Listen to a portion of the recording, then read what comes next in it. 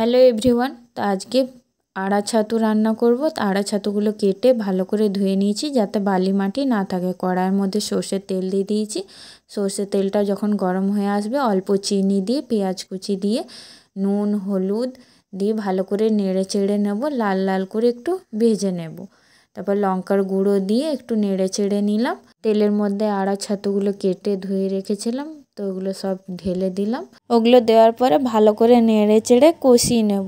এবারে ছাতু থেকে জল বেরোচ্ছিলো, তো জলটা একটু মরে যাওয়ার পর আলুগুলো দিয়ে দিলাম। সব কিছু দেওয়ার পরে নাড়ি চাড়ি ভালো করে কষিয়ে নিতে হবে। জল ছেড়ে দেবে যখন মশলাটা দিয়ে ভালো করে নেড়ে চেড়ে কষাতে হবে যতক্ষণ না জলটা মরছে। তো আস্তে আস্তে জলটা মরে গেছে, তাহলে কষা কষা ছাতুর রেসিপি রেডি।